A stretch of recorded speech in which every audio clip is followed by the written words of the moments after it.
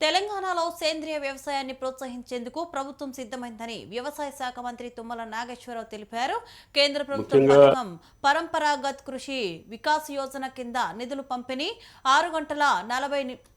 6:40 నిష్పత్తిలో ఉంటుందని ఆయన వెల్లడించారు. గత 10 ఏళ్లుగా రాష్ట్ర ప్రభుత్వం కేంద్ర నిధులను సమర్థవంతంగా వినియోగించుకోవడంలో విఫలమైందని మంత్రి విమర్శించారు. ఇకపై కేంద్రం ఇచ్చే నిధులకు దీటుగా రాష్ట్ర వాటాను విడుదల చేసి ఈ ఏడాది నుంచే సేంద్రియ వ్యవసాయ కార్యక్రమాలను వేగవంతం చేస్తామని తుమ్మల నాగేశ్వరరావు స్పష్టం చేశారు.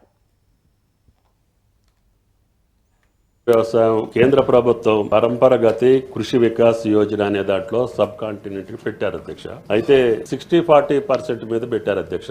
60% కేంద్రం నిధులు ఇచ్చేటట్టుగా 40% మనం పెట్టుకోవాలన్నట్టుగా. దురదృష్టవశాత్తు ఆ 10 సంవత్సరాల్లో కేంద్ర ప్రభుత్వం యొక్క పథకాలు ఏవి కూడా తెలంగాణ ప్రభుత్వంలో అమలు జరగలేదు. దానివల్ల ఈ యొక్క కార్యక్రమం పక్క రాష్ట్రాల్లో జరిగినంత ఉధృతంగా జరగలేదు. వాళ్ళు ఆకాంక్షమైనటువంటి 2-3 జిల్లాలు ఏదైతే స్పెసిఫై చేశారో ఆదిలాబాద్ ఆ 2 జిల్లాల్లో కొంతవరకు మొదలు పెట్టారు. తర్వాత ఈ 60-40% లో మనం నిధులు ఇవ్వకపోవటం మూలన ఆ పథకం నిలిచిపోయింది. దాన్ని ఈ ప్రభుత్వం రేవంత్ రెడ్డి గారి ప్రభుత్వం రివైవ్ చేసి ఈ రోజున వాళ్ళు ఇచ్చినటువంటి అమౌంట్ ధీటుగా మనం కూడా రిలీజ్ చేసి ఈ సంవత్సరం నుంచి మొదలు పెడుతున్నాం.